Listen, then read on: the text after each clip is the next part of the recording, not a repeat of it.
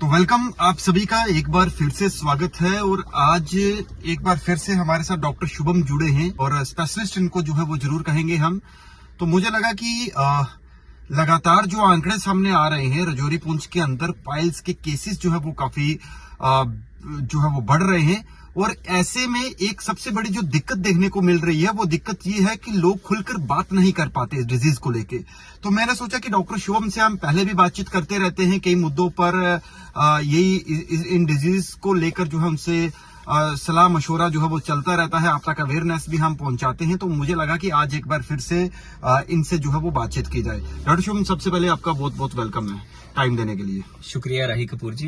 मैं एक बार फिर तहे दिल से आपका शुक्रिया करता हूं कि हर बार की तरह आप मुझे अपने चैनल पे बुलाते हैं और अपने तबके के, अपने एरिया के लोगों को एक मैसेज कन्वे करते हैं। कोई भी बीमारी के रिलेटेड, चाहे वो पाइल्स हो या कोई भी डिजीज हो, उसके रिलेटेड आप काफी लोगों को अवेयर करते हैं। Thank you so much. And doctor साहब, मैं इसी के साथ एक अपना जो है वो इस इंटरव्यू की शुरुआत करता हूं। आपसे ये जानना चाहता हूं कि पाइल्स, जिसे अगर आसान भाषा में कहा जाए तो बवासीर कहते हैं इसे। एग्जैक्टली। सबसे पहले मैं आपसे ये जानना चाहता हूं कि ये बवासीर जो पाइल्स है, ये आखिर क्यों इतनी तेजी के साथ जो है पहाड़ी क्षेत्रों में, इन इलाकों में, जैसे हम मेंढर से ताल्लुक रखते हैं, मेंढर, पुंछ, राजौरी, तो यहाँ पर देखा कि सबसे ज्यादा केसेस जो है वो पाए जा रहे हैं।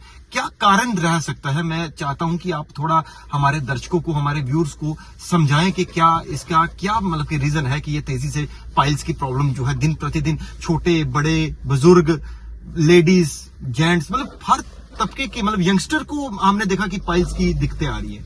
क्या कहेंगे? देखिए राही जी, सबसे पहले तो मैं अपने लोगों को, जो भी आपके व्यूअर्स हैं या जो भी हमारे वहाँ के लोग हैं, मैं सबसे पहले उनको साधारण भाषा में ये बताना चाहूंगा कि दरअसल पाइल्स होती कैसे है, उसके मेन कॉजेज क्या रहते हैं और ये ज्यादा क्यों इतनी फैल रही है दिन ब दिन। So it is a lifestyle disorder, हम इसको कह सकते हैं। बिकॉज जितना भी हम फूड इनटेक करते हैं या जो हमारी लाइफस्टाइल है, या फिर जैसा कि हमारे वहाँ के लोगों का नॉनवेज इंटेक थोड़ा सा ज्यादा है, स्पाइसेस ज्यादा लेते हैं और मैदा इंटेक ज्यादा है। जो लोग मैदा इंटेक ज्यादा करते हैं, चाहे वो ब्रेड हो, चाहे वो बिस्किट हो, या फिर कुछ भी कश्मीरी रोटी हो, ये सब चीजें मैदे से मैन्युफैक्चरिंग होती है इसकी। तो जितना मैदा इंटेक हम लेंगे या जितना नॉनवेज इंटेक या स्पाइसी इंटेक, जिसको पचाने के लिए काफी हमारे डाइजेस्टिव सिस्टम की काफी ज्यादा सपोर्ट चाहिए होती है, तो ये जितना भी हैवी फूड इंटेक करते हैं, चाहे वो पनीर हो, वट एवर इट में भी, कुछ भी चीजें हो जो हैवी टू डाइजेस्ट है, तो ये एक कारण सबसे पहले यही माना जाता है। उसके बाद जो अवर्स ट्रेनिंग, हम वॉशरूम में सुबह एक्सेस टाइम लगाते हैं, अवर्स ट्रेनिंग करते हैं, ज्यादा देर वॉशरूम में 10-10 मिनट, 15 मिनट बैठते हैं, मतलब वो कॉन्स्टिपेशन की वजह से। एग्जैक्टली, कॉन्स्टिपेशन इसका रीजन कहा जाता है। और भी बहुत सारी रीजन कहते हैं, मतलब आसान भाषा में। और भी बहुत सारी रीजंस हैं, जैसे कि प्रोलॉन्ग स्टैंडिंग, जो लोग ज्यादा देर खड़े रहते हैं, चाहे वो ट्रैफिक पुलिस का हो या फिर पुलिस लाइन का हो या कोई भी बेल्ट फोर्स का हो, और हैवी वेट लिफ्टर्स जो जिम में ओवर वेट या हैवी वेट लिफ्ट करते हैं, वो भी एक रीजन माना जाता है। अवर्स ट्रेनिंग, जिनको इस चीज की नॉलेज नहीं है, हमें स्ट्रेन नहीं करना चाहिए वॉशरूम में। जब हम 15-20 मिनट वहां जाके फोन चलाते हैं, अवर्स ट्रेनिंग करते हैं, तो वो भी एक रीजन माना जाता है पाइल्स का, कॉन्स्टिपेशन का। बाकी it is a lifestyle disorder, तो वो हमारे खाने के ऊपर डिपेंड करता है कि हम क्या इंटेक कर रहे हैं, तो वही एक मोस्ट प्रोबेबली वही रीजन माना जाता है इसका। डॉक्टर साहब, ये तो आपने बताया कि किन कारणों से जो है ये पाइल्स यानी बवासीर की प्रॉब्लम जो है वो दिन प्रतिदिन बढ़ रही है। अब इसके साथ एक और जुड़ा हुआ सवाल है जो मेरे जहन में है, मैं आपसे बड़ा खुल के इस चीज को पूछना चाहता हूँ कि डॉक्टर साहब, जब ये प्रॉब्लम स्टार्ट होती है, पहले तो आप ये बताइएगा कि इसके सिम्टम्स क्या रहते हैं। फिर उसके बाद जब प्रॉब्लम होती है वो खुल के जो है वो नहीं बता पाता। वो सोचता है कि मुझे ऐसे ही छोटी मोटी प्रॉब्लम है, या जाके किसी केमिस्ट शॉप से ऐसे ही टेम्परेरी को मेडिसिन ले ली या कुछ इस तरीके का। तो मैं चाहता हूं कि आप ये बताएं कि एक तो लोग जो है वो खुलकर जो है वो डॉक्टर आप मतलब कंसल्टेशन लें, डॉक्टर से बातचीत करें। दूसरा मैं ये कहना चाहता हूं कि इसके सिम्टम क्या है और ये बीमारी कितनी जानलेवा हो सकती है, कितनी घातक हो सकती है अगर इस पे प्रॉपर केयर ना किया जाए। तो मैं चाहता हूं कि ये दर्शकों को आप ये भी बताएं। देखिए राही जी, बहुत अच्छा क्वेश्चन किया आपने मुझे, तो मैं जरूर चाहूंगा इस पे अच्छे रिव्यूज देना और ताकि मैं अच्छे से ब्रीफ कर सकूं, ताकि लोगों को इस चीज की जानकारी पहुंचे कि आखिर ये डिजीज के क्या सिम्टम्स रहते हैं और किस हद तक हमें इसके लिए अवेयर रहना चाहिए और इसकी ट्रीटमेंट करानी चाहिए। तो शुरुआत करूंगा मैं सिम्टम से। तो मोस्ट लाइकली जो कहा जाता है, पाइल्स आर ऑलवेज पेनलेस। वो कुछ कंडीशंस होती हैं जिसमें पेन करता है, वो और भी कंडीशंस होती हैं। ग्रेड होते हैं, ग्रेड मान एग्जैक्टली हाँ, इसमें 4 ग्रेड्स माने जाते हैं, ग्रेड 1, ग्रेड 2। ग्रेड 1 में हेमराइड्स जो होते हैं वो अपनी जगह पे रहते हैं। ग्रेड 2 में वो बाहर आते हैं, मोके जिनको कहते हैं, वो खुद से सेल्फ अंदर चले जाते हैं। ग्रेड 3 में हमें मैनुअली रिडक्शन करनी पड़ती है उनको खुद से, और ग्रेड 4 में वो प्रोलैप्स स्टेज में आ जाते हैं। और सिम्टम में देखा जाए तो इचिंग, खारिश होना और खून का चलना और मोके का बाहर आना और अंदर चले जाना, जैसे कि मैंने आपको ग्रेड्स में समझाया।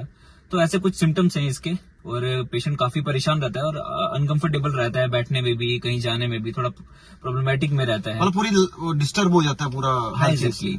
और दूसरी जो बात आपने कही कि इस बीमारी के लिए हमें कितना अवेयर रहना चाहिए, तो वो चीज मैं बताना चाहूंगा कि जैसे आम लोगों को, जैसे हमें कोई बीमार होता है, किसी को जुकाम होता है या डायरिया होता है, तो हम उसके लिए डॉक्टर को कंसल्ट करते हैं जाके, ताकि हम उस चीज का इलाज करा सके।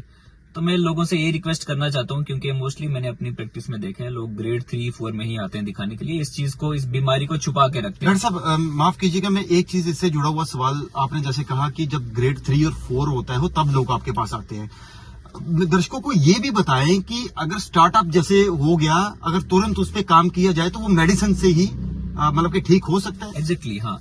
अब ग्रेड 1, ग्रेड 2 मेडिसिन से ट्रीटेबल रहते हैं, वो कंडीशन पे डिपेंड करता है क्या है। बट लोगों को जैसे ही ऐसे सिम्टम दिखे, या बड़े पेशाब के रास्ते में कुछ जलन का होना, खून का चलना, खारिश का होना, या कोई मास है, उनको लगता है कोई चीज बाहर आती है और अंदर जाती है, तो तुरंत डॉक्टर को कंसल्ट करें और अपनी बीमारी का इलाज कराएं, क्योंकि ये बीमारी इतनी घातक है। आजकल हम काफी सारे केसेस देखते हैं, सीए रेक्टम कैंसर भी होता है इस बीमारी से। तो इस बीमारी को सामने लाना है और इस बीमारी को वैसे दिखाना है जैसे बाकी बीमारियों के लिए हम डॉक्टर के पास जाते हैं, तो इसका इलाज कराना चाहिए। मेरी सभी लोगों से यही रिक्वेस्ट है कि इस बीमारी के लिए पीछे मत हटें, इसको इग्नोर मत करें। ये बीमारी कल को बहुत घातक हो सकती है, तो इसलिए डॉक्टर से कंसल्ट करें और इस बीमारी का इलाज कराएं। डॉक्टर साहब एक चीज और है, क्योंकि मैं चाहता हूं कि हम खुल के बात करें, ताकि लोग आसान भाषा में जो है वो लोग जान सकें।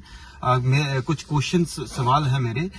एक चीज हमने कॉमन देखी है डॉक्टर साहब की, मान लो कि जैसे हमारे एरिया के या पहाड़ी क्षेत्रों के लोग हैं, तो वो ना मैं हालांकि किसी को पर्सनल ये नहीं, मतलब कि उस पर कोई सवाल उठा रहा, कि लोग सोचते हैं कि किसी केमिस्ट शॉप पे दुकान, वो केमिस्ट शॉप वाले को भी डॉक्टर कहना शुरू हो जाते हैं। तो वो कोई जो मेडिसिन या पेन रिलीफ के लिए दे दी या कुछ भी, अब जैसे भी मतलब कि मेडिसिन उसको अगर दे दी, तो वो लोग लेके चले जाते हैं।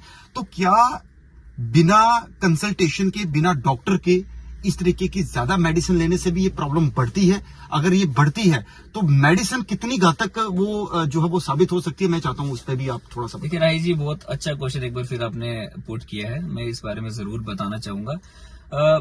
हमें सेल्फ प्रैक्टिस अवॉइड करनी चाहिए। देखो, एक डॉक्टर होता है, उसने एक पढ़ाई की होती है, उसको पता है किसी चीज को डायग्नोज कैसे करना है और उसको डायग्नोज करके प्रॉपरली बताना कैसे ये बीमारी क्या है। सेल्फ प्रैक्टिस करके आप विदाउट एग्जामिनेशन, अब मैं एक प्रोक्टोलॉजिस्ट हूं, तो मैं अपने पेशेंट को एग्जामिन करता हूं, फिर डायग्नोज करता हूं कि इसको हेमराइड्स मतलब कौन तरीका है, हाँ, कौन सी ग्रेड के हैं, क्या है। और मेरा नंबर भी है, आप मुझे कभी भी कॉल कर सकते हैं, व्हाट्सएप पे मैसेज कर सकते हैं, अपनी बीमारी के लिए डिस्कस कर सकते हैं, मुझसे मिल सकते हैं। और मेरी यही रिक्वेस्ट है सबसे कि इस बीमारी का इलाज कराए, अगर जिसको भी ऐसे सिम्टम्स है, क्योंकि ये बीमारी कल को इतनी घातक हो सकती है कि आपकी जानलेवा भी हो सकती है ये बीमारी। तो मेरा नंबर है नीचे दिया गया, उस पर आप कांटेक्ट कर सकते हैं, मुझसे मिल सकते हैं पर्सनली। मैं ओपीडी करता हूँ, मैंडर में करता हूँ, पुंछ करता हूँ, सुरनकोट करता हूँ, रजौरी करता हूँ, लंबेड़ी करता हूँ, जम्मू में ओपीडी करता हूँ। जहां जिसको कंफर्टेबल लगे वो आके मुझसे मिल सकता है, अपनी बीमारी का इलाज करा सकता है। तो ये थे, धन्यवाद डॉक्टर शुभम हमारे साथ बात करने के लिए, ताकि हम इस वीडियो के माध्यम से लोगों को अवेयरनेस जो है वो दे सके। ये हमारा मकसद था आज का। तो डॉक्टर शुभम से हमने जाना है कि ये पाइल्स जो बवासीर है, ये दिन प्रतिदिन क्यों बढ़ रहा है, क्या कुछ कारण है। साफ तौर पर इन्होंने ये भी बताया कि इसका कारण जो आपका लाइफस्टाइल है, आपका खान पान, जैसे स्पाइसी, ऑयली फूडी या इस तरह की चीजें जो मैदा लोग ज्यादा खाते हैं, तो वो कारण जो है इसके पीछे के साफ तौर पर जो है उन्होंने डिस्कस की। और साथ में एक चीज और जो इम्पोर्टेंट क्वेश्चन था कि आज लोग जो है एक केमिस्ट शॉप वाले को भी डॉक्टर समझते हैं और जाके जो भी दवाई अपनी मन मर्जी से ले आते हैं वो कितना घातक साबित हो सकता है। ये तमाम पहलुओं पर, इन तमाम बातों पर जो है हमने इनसे जानने की कोशिश की। तो डॉक्टर शुभम का नंबर जो है वो फ्लैश हो रहा है आपकी स्क्रीन पर और डिस्क्रिप्शन में भी दिया हुआ है। आप ऐसा नहीं है कि आप इनसे फोन करेंगे तो ये मतलब कि आपसे कोई कंसल्टेशन फी लेंगे। आप कभी भी इनको कॉल कर सकते हो, कॉल करके क्वेरीज कर सकते हो। अगर आपको ज्यादा दिक्कत है, प्रॉब्लम है, तो आप इनसे जरूर संपर्क करिएगा, क्योंकि ये बीमारी खुदा ना खास्ता अगर बढ़ती है तो ये आपके लिए जानलेवा साबित हो सकती है। इन्होंने ऐसे बताया कि कैंसर तक होने के जो है वो चांसेस बहुत ज्यादा रहते हैं। तो ये एक अवेयरनेस वीडियो था कि ताकि आपको एक जानकारी हम दे सकें कि पहाड़ी क्षेत्रों में, आसपास के इलाकों के रहने वाले लोग जो है इस बीमारी को बहुत ज्यादा फेस कर रहे हैं और इस बीमारी को लेकर खुल के बात जो है वो नहीं हो पाती, कई बार नहीं कर पाते। तो आप कभी भी संपर्क कर सकते हैं, इनसे जान सकते हैं, अपनी डिटेल में बात कर सकते हैं। ये आपको अच्छे से गाइड करेंगे ताकि आप उस बीमारी का इलाज जो है वो अपना जो है वो करवा सके। तो ये आज का एक हमारा छोटा सा ये मैसेज था तमाम उन लोगों के लिए जो इस बीमारी की चपेट में आ रहे हैं, जो आ चुके हैं या कईयों को ऐसे सिम्टम्स लग रहे हैं। तो आप तुरंत अपना इलाज जो है वो जरूर करवाइएगा।